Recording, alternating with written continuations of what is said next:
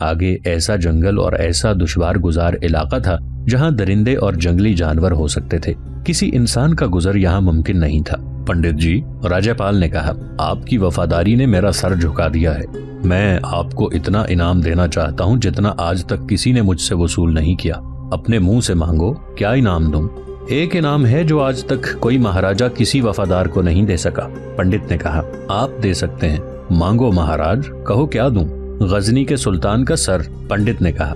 महाराजा राज्यपाल की हंसी निकल गई। ये सर जिस्म से अलग हो जाए तो न सिर्फ ये कि हिंदुस्तान को आए दिन के हमलों से निजात मिल सकती है, बल्कि इस्लाम का फैलाव हमेशा के लिए रुक सकता है। पंडित ने कहा, ये धरती हमेशा के लिए पाक हो सकती है, मगर मुझे नजर आ रहा है कि हमारी आने वाली नस्लें भी मुसलमानों के खिलाफ लड़ती रहेंगी। कुछ तो खून होता रहेगा, लेकिन इस्लाम इस मुल्क से नहीं निकलेगा। हमारे बाद आने वालों में अक्ल हुई तो वो लड़ने मरने की बजाय मुसलमानों को खत्म करने के कुछ और तरीके इख्तियार करेंगे। अगर हम मुसलमानों को अपनी धरती माता से निकाल न सकें तो यही काफी होगा कि हम इस्लाम और इस मजहब को पैरोकारों के खिलाफ इतनी नफरत पैदा कर दें कि कोई हिंदू इस्लाम कबूल करना तो दरकिनार, किसी मुसलमान के करीब से गुजरने से भी समझे कि नापाक हो गया है। महाराजा राज्यपाल ने कहा, मुझे अपने मजहब से नफरत होती जा रही है। हर हर महादेव और हरि कृष्ण ने हमारी क्या मदद की है? आप हमें हमेशा देवताओं के कहर से डराते हैं। क्या इनके पास सिर्फ कहर है, करम नहीं? हर बार और हर जगह फतह मुसलमानों की ही क्यों होती है? आपके महादेव का कहर मुसलमानों पर क्यों नहीं गिरता? ये देवताओं के भेद हैं, पंडित ने कहा।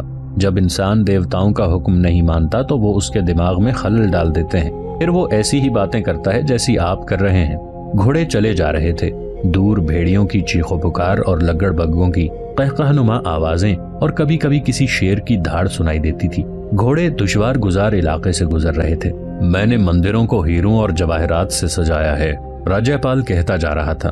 मैंने पंडितों, ऋषियों और साधुओं की बहुत खिदमत की है। आपके मंदिर को और इसमें रखे हुए पत्थर के देवताओं को मैंने इत्र से नहलाया है। मेरा तख्त कहाँ है? मेरा ताज कहाँ है? कनूज की वो गद्दी कहाँ है जिसके गुण सारा हिंदुस्तान गाता था? मुझे क्या सूझी कि मैं मुसलमानों की फौज के आने से पहले ही भाग उठा? मुझे किसने इशारा दिया था? खजाने के प्यार ने, पंडित ने कहा। आप खुद दिल छोड़ बैठे। इस सवाल का जवाब नहीं दे सकते? मैं खुद अपने सवाल का जवाब नहीं दे सकता। पंडित जी महाराज, आप मुझे आज तक नहीं समझा सके कि मजहब क्या है। मैं यही समझ सका हूँ कि किसी नगरी का राजा मंदिर में चला जाए तो रियाया उसे अच्छा समझने लगती है। आज तक यही समझा हूँ कि रियाया को मजहब के नाम पर धोखा दिया जा सकता है। अपने दिल में मजहब की अहमियत हो या ना हो, कनूज की गद्दी की सारा हिंदुस्तान सिर्फ इसलिए पूजा करता है कि मेरे बाप दादा आपके बुतों को इत्र से नहलाते रहे हैं। मैंने इस रस्म को जारी रखा, लेकिन मेरे दिल में अपने मजहब की मोहब्बत कभी भी पैदा ना हो सकी। आप गुमराह हो गए हैं महाराज। हाँ, राज्यपाल ने कहा, मैं गुमराह हो गया हूँ। क्या आपको याद नहीं रहा कि मैंने मिथिला में हरि कृष्ण के कदमों में बैठकर कहा था कि मेरे सामने देवियों देवताओं की बात न करो, इत्तेहाद पैदा करो और मिलकर महमूद का मुकाबला करो। मगर ऐसा ना हुआ, सब ने शिकस्त खाई। मैंने सुना है कि लाहौर के महाराजों ने इंसानी जानों की कुर्बानी भी दी थी। नौजवान लड़कियों को कत्ल करके उनके खून से देवताओं के पांव धोए थे, मगर उन्हें शिकस्त हुई। मैं आपको अपने मजहब का करिश्मा दिखाऊंगा, पंडित ने कहा। मैंने करिश्मे देख लिए हैं, राज्यपाल ने कहा। मुझे ये बताओ कि मुसलमानों में वो कौन सी ताकत है कि इतनी दूर से आते हैं? उनकी फौज थोड़ी होती है, उनको रसद नहीं मिल सकती, मगर वो हमें शिकस्त दे जाते हैं। आप मुझे जवाब नहीं दे सकते। मैं आपको बताता हूँ। आपको याद होगा कि एक बार एक मुसलमान जासूस को पकड़ लाए थे। आप भी मौजूद थे। हम उससे पूछते थे कि उसके और साथी कहाँ कहाँ हैं, और ये भी कि महमूद का अब इरादा क्या है। आपको याद होगा उसने क्या जवाब दिया था? हाँ, याद है, पंडित ने कहा। उसने कहा था कि मेरे जिस्म के टुकड़े कर दो, मैं कुछ भी नहीं बताऊंगा। और उसने कुछ नहीं बताया था, महाराजा राज्यपाल ने कहा। मैंने उसे सोने के टुकड़े दिखाए थे, वो नहीं माना था। मैंने राजमहल की सबसे ज्यादा खूबसूरत रक्कासा उसके हवाले कर दी थी। वो हंस पड़ा और उसने कहा था कि मेरे ईमान को तुम खरीद नहीं सकते। फिर आप एक पटारी ले आए थे जिसमें बड़ा ही जहरीला सांप था। आपने उसे कहा था कि आप उसे इस सांप के साथ काल कोठड़ी में बंद कर देंगे। वो उससे भी नहीं डरा था। उसने कहा था कि ईमान को सांप नहीं ढक सकता। हाँ महाराज, पंडित ने कहा। मुझे याद है, हमने उसे तंग सी कोठड़ी में बंद करके उसमें सांप छोड़ दिया था, मगर ये आदमी सांप के जहर से तड़प तड़प कर मर गया था। उसने राज की कोई बात नहीं बताई थी। ये है मुसलमानों की कुव्वत। महाराजा ने कहा, ये ईमान क्या है? इसे हम धर्म कहते हैं। पंडित ने कहा, ये हम में भी पैदा हो सकती है। बातें, खोखली और बेजान बातें। महाराजा ने आह लेकर कहा, जैसे उसे पंडित की बातों के साथ कोई दिलचस्पी ना हो। आपको मजहब से हटकर कोई बात नहीं करनी आती, या आपको सांपों के साथ दिलचस्पी है? आप सांप पकड़ना और पालना जानते हैं। जब ये खजाना अपने पहले ढके छुपे ठिकाने पर पहुंचा था, उस वक्त सुल्तान महमूद बड़ी एहतियात से कुनूज की तरफ बढ़ रहा था। उसे बताया गया था कि उसका असल और बड़ा ही खूंरेज मुकाबला कुनूज में होगा। कोई जासूस उसे ये नहीं बता सका था कि कुनूज में मुकाबला होगा ही नहीं, और वहाँ महाराजा बराए नाम फौज छोड़कर और उसके सालारों के खुफिया कत्ल का इंतजाम करके गायब हो चुका है। इस सिलसिले की एक किस्त में सुनाया जा चुका है कि गजनी के एक जासूस की इसी पंडित के साथ इसी खजाने वाले गार में मुलाकात हुई थी, और पंडित ने ये जानकर के ये गजनी का जासूस है, उसे ये गलत इत्तला दे दी थी कि कुनूज में कई फौजें जमा हैं जो गजनी की फौज को कुचल कर रख देंगी। जासूस सौले ब्रूक ने इसी इत्तला को मुस्तनद समझकर सुल्तान महमूद को चौकन्ना कर दिया था। सुल्तान मोहतात होकर और कदम फूंक फूंक कर आगे बढ़ता रहा और महाराजा राज्यपाल कुनूज से निकल गया। पंडित दरअसल वक्त चाहता था कि वो राज्यपाल को जमकर मुकाबला करने के लिए रोक ले, लेकिन राज्यपाल मुंह मोड़ गया। अगर सुल्तान महमूद अपनी मखसूस रफ्तार से पेशकदमी करता, जिसे सही मानों में बरकरफ्तार पेशकदमी कहते हैं और जिसके लिए गजनी की फौज शोहरत याफ्ता थी, तो वो राज्यपाल के फरार से पहले कुनूज पहुंच जाता, मगर पंडित का धोखा कामयाब रहा। राज्यपाल और पंडित ने खजाना अपने ठिकाने पर पहुंचा दिया। वहाँ एक कुदरती गार था जिसे उन्होंने और ज्यादा लंबा कर दिया था। रात को जब इतने ज्यादा बॉक्स वहाँ पहुंचे तो मुहाफिजों में से सिर्फ 4-5 को इस एतमाद में लिया गया कि उनसे बॉक्स उतरवाकर गार में रखवाए जाएंगे।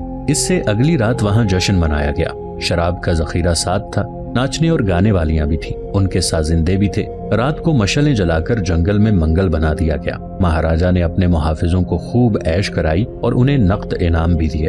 अब उसकी जिंदगी और सलामती का दारोमदार इन्हीं चंद एक मुहाफिजों पर था। उन्हें वो बहुत बड़ी कीमत देकर भी खुश रखने की कोशिश कर रहा था। इस जश्न में 2 अफराद नहीं थे, एक तो पंडित था और दूसरे उसकी रानी। महाराजा राज्यपाल दोनों की गैर हाजिरी को महसूस नहीं कर रहा था। पंडित अपने खेमे में इबादत में मसरूफ था। उसने छोटे छोटे 2 बुत अपने साथ रखे हुए थे। इबादत के बाद वो कोई मजहबी किताब पढ़ रहा था कि रानी खेमे में आई। वो बूढ़ी हो गई थी। राज्यपाल को उसके साथ इतनी सी दिलचस्पी रह गई थी कि वो उसके जवान और अपने जानशीन बेटे की माँ थी। वो पंडित के पास बैठ गई। क्या आपने समझने की कोशिश की है कि महाराज क्या कर रहे हैं और उनके क्या इरादे हैं? पंडित ने रानी से पूछा। क्या ये मौका खुशियां मनाने और शराब पीने का है? मैं कुछ नहीं समझ सकी, रानी ने जवाब दिया। मेरी निगाहें अब अपने बेटे पर लगी हुई हैं। उसका मुस्तकबिल तारीक हो गया है। हमारे हाथ में बारी है जिसे हम कुनूज की तरह अपनी राजधानी बना सकते हैं। कुनूज हमें वापस नहीं मिल सकता। मेरा ख्याल है कि महाराज पागल हो चुके हैं। मैं उनसे कोई बात पूछती हूँ तो मुझे यूं टाल देते हैं जैसे राज के साथ मेरा कोई ताल्लुक ही ना हो। क्या आप कुछ नहीं कर सकते? कोई टूना, कोई जादू कर दिखाएं। आपके हाथ में बहुत कुछ है। मैं यही सोच रहा हूँ, पंडित ने कहा। महाराज के दिमाग पर काबू पाने की कोशिश करूंगा। मेरा हिसाब बता रहा है कि एक इंसान की कुर्बानी देनी पड़ेगी। एक लड़की का खून बहाना पड़ेगा। लड़की कहाँ से आएगी? मैंने देख ली है, पंडित ने कहा। वो नाचने वाली जो सबसे छोटी है, बिंदिया। करें, रानी ने कहा। आप जब चाहें उसे कुर्बानी के लिए ले सकते हैं। वो बहुत खूबसूरत है और नौजवान भी है। कुर्बानी ऐसी ही लड़की की होनी चाहिए। बारी दरियाई गंगा से दूर एक कस्बा था जो कुनूज से 3 दिनों की मुसाफत पर था। ये कुनूज की रियासत में था। तमाम मौर्रिखीन ने लिखा है कि महाराजा राज्यपाल ने बारी को अपना दारुल हुकूमत बना लिया था, जहां उसने अपने बेटे लक्ष्मण पाल को भेज दिया था। उसने बारी को कुनूज के पैमाने का शहर बनाने के लिए तामीर शुरू करा दी थी। उसने अपनी फौज कुनूज के मुहासरे से पहले ही बारी भेज दी थी, लेकिन जंगल में वो फैसला नहीं कर सका था कि क्या करे। सुल्तान महमूद उस पर आसेब की तरह गालिब आ गया था। एक मौर्रिख सिब्त अल-जौजी ने यहाँ तक लिखा है कि महाराजा राज्यपाल दरपर्दा इस्लाम कबूल करने का इरादा कर चुका था। जंगल की एक रात थी। महाराजा को यहाँ आए 1.5-2 महीने गुजर चुके थे। पंडित अपने खेमे में इबादत में मसरूफ था। घटाओं की गरज सुनाई दी और हवा तेज हो गई। थोड़ी ही देर बाद बिजली चमकी और बड़ी जोर का धमाका हुआ। इसके बाद बिजली बार बार चमकने और कड़कने लगी। जंगल दूध की मानिंद सफेद रोशनी से रोशन होता जाता था। इतनी जोर का मी बरसने लगा जैसे यालाबारी हो रही हो। उस वक्त महाराजा राजापाल अपने खेमे में नहीं बल्कि उस गार में था जिसमें उसने एक और गार खुदवाकर खजाना छुपा रखा था। वो अपने खेमे को जाने लगा तो बिजली और बारिश ने उसे रोक लिया। ये एक तूफानी बारिश थी। आसमान फटा जा रहा था। बिजली इतनी जोर से कड़कती और चमकती थी कि दिल दहल जाते थे। गार में एक मशल जल रही थी। बाहर घोड़े डर कर हिनहिना रहे थे। पंडित गार के मुंह में नमूदार हुआ और अंदर चला गया। उसने महाराजा को बताया कि वो उसके खेमे में गया था। वो उसे ना मिला तो वो इधर आ गया। उसे महाराजा के मुतालिक फिक्र पैदा हो गया था। बारिश और तेज हो गई। 1.5 घंटे के बाद शोर-ओ-गुल बपा हो गया। घोड़े बड़ी जोर से हिनहिनाने लगे। बाहर भगदड़ मच गई थी। बारिश के शोर के साथ एक और शोर सुनाई देने लगा और इसके साथ ये घबराई हुई आवाजें, पानी आ गया, सैलाब आ गया, खेमे उखाड़ दो। महाराजा और पंडित ने गार के दहाने में से देखा। बिजली चमकती और गरजती थी तो उन्हें सैलाबी पानी गुर्राता दिखाई देता और लोग भागते दौड़ते नजर आते थे। लक्ष्मण पाल दौड़ता गार में आ गया। ये जगह 2 पहाड़ियों के दरमियान थी। इन लोगों को मालूम नहीं था कि यहाँ से ऊपर के इलाके का बरसाती सैलाब गुजरता है। अब ये सैलाब चढ़ रहा था। बारिश और तेज हो गई थी। बिजली पहले की तरह कड़क रही थी और इसके साथ सैलाब गुर्राता हुआ गुजर रहा था और चढ़ भी रहा था। महाराजा के आदमी बुलंद जगहों पर जा रहे थे। पानी गार में भी आने लगा। गार जरा ऊंचा था इसलिए अंदर थोड़ा पानी आ रहा था। महाराज, पंडित ने राज्यपाल से कहा, ये हर हर महादेव का कहर है। सर झुका लें, माफी मांगें, तौबा करें। क्या आपने ऐसी बारिश कभी देखी है? महाराजा ने कहकहा लगाया जैसे उसका दिमागी तवाजुन सही न रहा हो।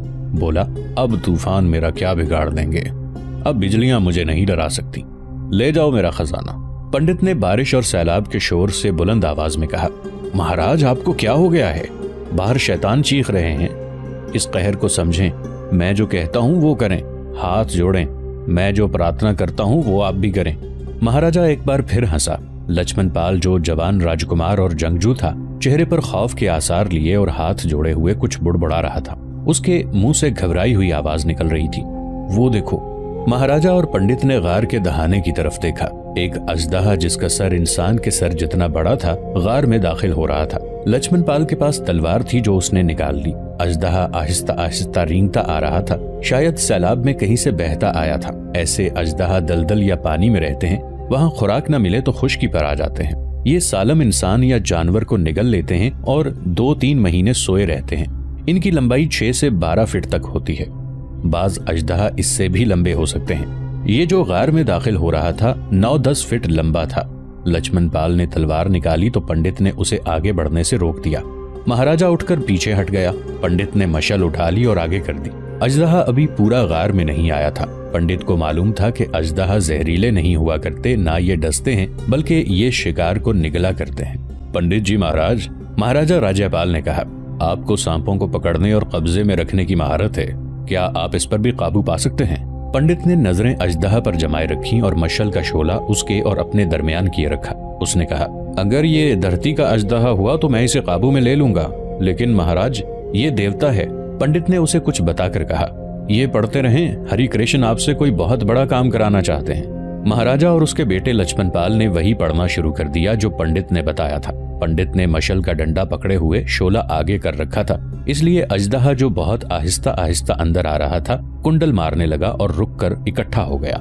वो सर को उठाता और इधर उधर देखता था। पंडित ने लक्ष्मण पाल से कहा कि अंदर के गार में रस्सा होगा, वो ले आओ। लक्ष्मण पाल ने तलाश करके रस्से का एक लंबा टुकड़ा पंडित के हाथ में दे दिया। पंडित ने मशल लक्ष्मण पाल को देकर उसे कहा कि अजदहा के आगे किए रखे। उसने रस्से का फंदा बना लिया। अजदहा अपनी आंखों के आगे शोले की वजह से कुछ देख नहीं सकता था। उसने एक बार सर उठाया तो पंडित ने फंदा फेंका जो उसके सर से सरक कर गर्दन पर चला गया। पंडित ने रस्सा खींचा तो अजदहा का मुंह खुल गया और उसका इतना लंबा जिस्म तड़पने लगा। पंडित उछलकर उस पर बैठ गया और रस्सा उसके गिर्द इस तरह लपेट कर कस दिया कि वो बेबस हो गया। बारिश का जोर थमने लगा था। पंडित ने महाराजा राज्यपाल को अजदहा से बहुत डराया। महाराजा पर खामोशी तारी हो गई थी। पंडित ने उसे कहा कि वो अब गार में ही आराम से सो जाए। दूसरे दिन महाराजा की आंख उस वक्त खुली जब सूरज बहुत ऊपर आ गया था। उसने गार से देखा, वहां न पंडित था, न अजदहा, न लक्ष्मण पाल। वो बाहर निकला। बाहर की दुनिया बदली हुई थी।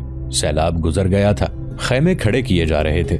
महाराजा ने किसी से कहा कि पंडित को बुला लाए। पंडित आया तो महाराजा ने उससे पूछा, रात अजदहा को मार दिया गया था? वो अजदहा नहीं, देवता था। पंडित ने कहा, वो आपको वही बात कहने आया था जो मैं एक अरसे से आपको कह रहा हूँ। मैं भी उसे अजदहा ही समझता था। कोई इंसान इतने बड़े अजदहा पर काबू नहीं पा सकता। मुझे इशारा मिला तो मैंने इसे रस्से से काबू कर लिया। आप सो गए, फिर राजकुमार चला गया तो अजदहा ने मुझे अपना आप दिखाया। मैं उसके साथ बाहर निकल गया। उसने कहा कि मंदिरों की तबाही और हमारी तौहीन का इंतकाम लो। हमारी रूहों को बहुत तकलीफ पहुंच रही है। हम जब आते हैं तो बिजलियां चमक चमक कर हमारा रास्ता रोशन करती हैं और बारिश हमारा रास्ता धो डालती है। हम अपनी बिजलियां इन पर भी गिरा सकते हैं जिन्होंने हमारी रूहों को तकलीफ दी है, लेकिन हम उन्हें बाज आ जाने का मौका दे रहे हैं। देवता ने मुझे कहा कि अपने राजा से कहो कि अपनी राजधानी में मुसलमानों की आजानें बंद कराओ। ये आवाजें हमें चैन नहीं लेने देती। देवता कहाँ चले गए हैं? महाराजा कुनूज ने पूछा। कहाँ गए हैं? जहां से वो आए थे। पंडित ने कहा, मैंने उनके कदमों में सर रखकर माफी मांगी है। आपकी तरफ से भी हाथ जोड़े थे, मगर वो सख्त नाराज थे। कहते थे कि इनकी बिजलियां इन पहाड़ों को जड़ों से उखाड़ने आई थी, हम सबको जलाकर भस्म करने आई थी। देवता कहते थे कि महाराजा का खजाना दफन कर देंगे। मैंने बड़ी मुश्किल से उन्हें राजी किया है। उन्होंने कहा है कि एक नर्तकी की कुर्बानी दो। उनके इशारे पर मैंने रकासा का इंतखाब कर लिया है। कौन है वो? निंदिया? नहीं, महाराजा राज्यपाल ने कहा। पंडित जी महाराज, मैं निंदिया की कुर्बानी नहीं दूंगा। आप गजनी के सुल्तान का मुकाबला नहीं कर सके। रानी ने खशमगी लहजे में कहा, क्या आप देवताओं का मुकाबला कर सकते हैं? निंदिया की कुर्बानी दी जाएगी। तुम चुप रहो, महाराजा ने गरज कर कहा। पति देवता नहीं हो सकता। रानी ने आंखें फाड़कर कहा, देवता पति हो सकता है। मुझे देवताओं का हुक्म मानना है, आपका नहीं। पिता महाराज, राज्यपाल के बेटे ने जो करीब ही खड़ा था कहा, मुझे तलवार का धनी आपने ही बनाया था। मुझे मजबूर न करें कि एक बेटे की तलवार अपने बाप का सर तन से जुदा कर दे। कोई सुपूत अपना वतन और अपना मजहब अपने बाप पर कुर्बान नहीं कर सकता। पंडित जी महाराज जो कहते हैं वही होगा। पिताजी महाराज, मुझे मालूम है कि आपने अपना धर्म छोड़ नहीं दिया, लेकिन आपने गजनी के सुल्तान को अपने दिमाग पर और अपने दिल पर सवार कर लिया है। महाराजा राज्यपाल ने जब अपनी रानी और अपने बेटे का रवैया देखा तो वो दब गया। वो कुछ भी ना बोला। उसने पंडित से ये पूछने की भी जरूरत न की कि देवताओं ने सिर्फ उसी को तबाह करने का तहैया क्यों कर रखा है। मिथिला कुनूज से ज्यादा मुकद्दस जगह थी। वहाँ कृष्ण महाराज ने जन्म लिया था। थानेसर का मंदिर भी हिंदुओं की बहुत बड़ी इबादतगाह थी। वहाँ घंटियों, शंखों और भजनों की बजाय अजानें गूंज रही थी। देवताओं ने वहाँ के राजों महाराजों को अजदहा बनकर नहीं डराया था। महाराजा ने देखा कि उसकी रानी और उसके बेटे पर देवताओं का खौफ तारी हो गया है, तो वो कुछ कहे बगैर उस गार में चला गया जिसमें उसने खजाना रखवाया था। ये है हिंदुओं का मजहब। कुनूज के बड़े मंदिर के सामने एक आवाज गरज रही थी। ये आवाज उस खतीब की थी जो गजनी से सुल्तान महमूद के साथ आया था। गजनी की फौज के साथ चंद एक इमाम भी हुआ करते थे। जितनी फौज एक जगह इकट्ठी हो वो नमाज़े बाजमात पढ़ा करती थी। फुर्सत के वक्त इमाम अपने अपने दस्तों का ईमान और हौसला बरकरार रखने के लिए वाज सुनाया करते थे। गजनी का खतीब कुनूज के बड़े मंदिर के चबूतरे पर खड़ा था। उसके इर्द गिर्द टूटे हुए बुतों के टुकड़े बिखरे हुए थे। उसके सामने गजनी की फौज खड़ी थी। इसके पीछे कुनूज के जंगी कैदी खड़े थे। ये है हिंदुओं का मजहब। वो बुलंद आवाज से कह रहा था, देख लो इनके खुदाओं के टुकड़े तुम्हारे कदमों में पड़े हैं। खुदा एक है, वहदहू ला शरीक है। तुम यहाँ कोई मुल्क फतह करने के लिए और यहाँ लूट मार करने के लिए नहीं आए। तुम यहाँ एक बातिल मजहब की बेखुनी के लिए आए हो। तुम सवाल पूछना चाहोगे कि हमने हिंदुस्तान का इंतखाब क्यों किया है। इसका जवाब यह है कि सरजमीन अरब का एक मुजाहिद मोहम्मद बिन कासिम एक मुसलमान लड़की की पुकार पर यहाँ आया था। उसने यहाँ एक बड़े जाबिर और जालिम राजा को शिकस्त दी थी, लेकिन ये नौजवान कहर और दहशत बनकर नहीं आया था। उसने साबित कर दिया कि मुसलमानों की तलवार चट्टानों को काट सकती है और मुसलमानों का हुस्न सुलूक पत्थर को मोम कर सकता है। मोहम्मद बिन कासिम ने यहाँ के पत्थरों को मोम कर दिया और यहाँ के बुत अपने आप टूटने लगे। हिंदू जौक दर जौक इस्लाम कबूल करने लगे। शिमाल मगरबी हिंदुस्तान अल्लाह और रसूल के नूर से मुनव्वर हो गया और ये मुकद्दस रोशनी सारे हिंदुस्तान में फैलने लगी। मगर हालात ने ऐसा पलटा खाया कि मुजाहिद को मुजरिम बना दिया गया। मोहम्मद बिन कासिम एक नाहंजार खलीफा के कहर का निशाना बन गया। हिंदुस्तान से गया तो हिंदुओं के बातिल मजहब ने फिर सर उठाया और वक्त गुजरने के साथ साथ मस्जिदें मंदिर बनती चली गईं और हिंदू ने रियाकारी और दहशतगर्दी से मुसलमानों का जीना हराम कर दिया। गजनी के मुजाहिदों, तुम सिर्फ गजनी के परचम के नहीं, इस्लाम के अलमबरदार हो। ये खित्ता जो दारुस्सलाम बन गया था बुतखाना बन गया। हक पर बातिल गालिब आने लगा। इस बातिल को समझने की कोशिश करो। ये कौम जो हिंदू कहलाती है सांपों की नस्ल से है। इसकी खसलतें जहरीले सांपों से मिलती हैं और ये कौम सांपों की पुजारी है। इसके यहाँ खुदाए वहदहू ला शरीक का कोई तसव्वुर नहीं। जिस दरियाए गंगा और जमुना को तुमने रौंदा है और इसे बारहा उबूर किया है, इन्हें भी हिंदू अपने देवता कहते हैं।